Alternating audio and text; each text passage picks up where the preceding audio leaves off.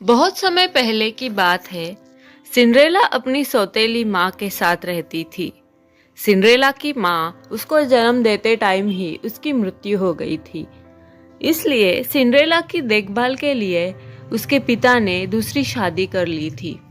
Cinderella की सौतेली माँ अनीता, वो स्वभाव से बहुत ज्यादा बुरी थी। वो बहुत ही ज्यादा घमंडी थी। उसकी एक बेटी थी नेहा, वो भी अपनी माँ की तरह घमंडी थी। एक दिन दोनों माँ बेटी शॉपिंग करके घर आती है।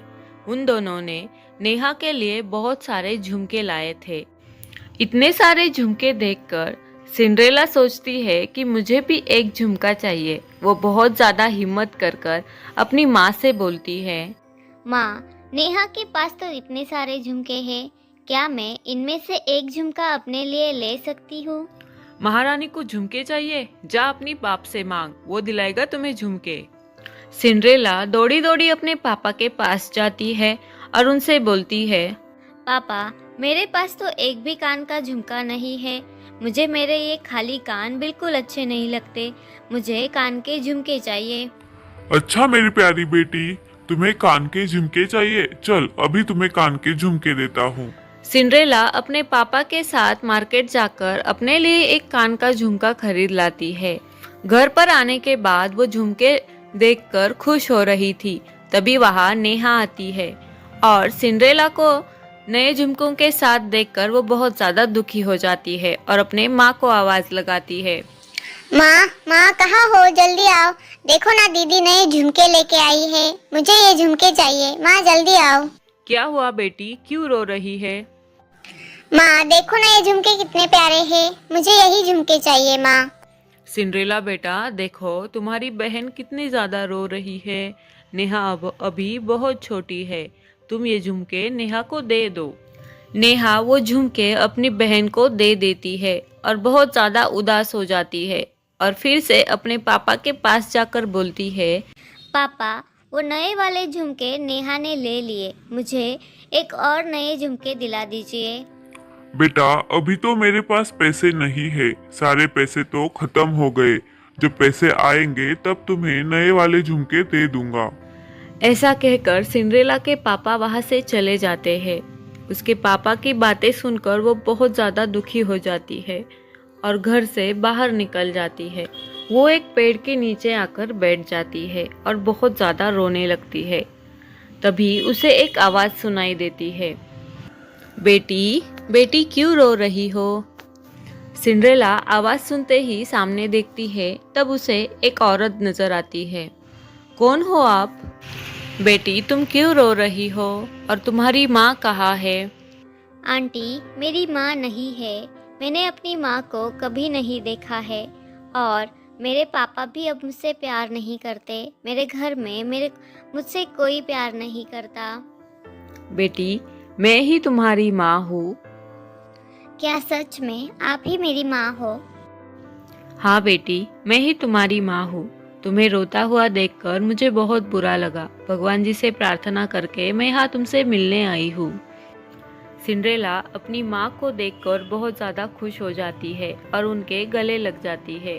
उसके बाद वो अपने माँ को सारी बातें बताती है। उतने में वहाँ पर बारिश शुरू हो जाती है और बारिश में पानी की जगह झुमके की बारिश हो जाती है। ये सब देखकर नेहा शॉक हो जाती है। अरे, ये पानी की जगह झुमके कैसे बह रहे हैं?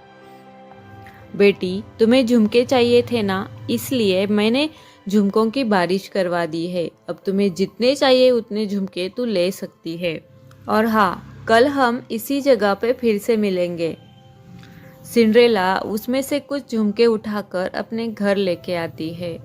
घर आने के बाद उसकी माँ इतने सारे झुमके देखकर उससे पूछती है, अरे ओ महारानी, इतने सारे सोने के झुमके तू कहाँ से लेके आई? कहाँ पे चोरी की तूने? बता जल्दी।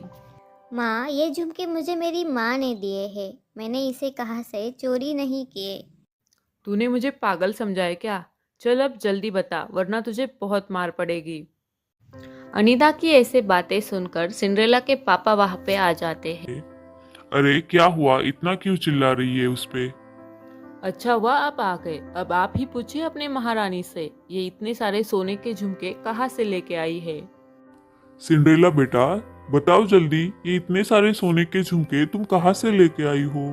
पापा मैं सच कह रही हूँ, ये झुमके मुझे मेरी माँ ने दिए हैं। अगर आपको भरोसा नहीं हो रहा तो कल मेरे साथ चलिए, माँ मुझसे मिलने कल फिर आने वाली है।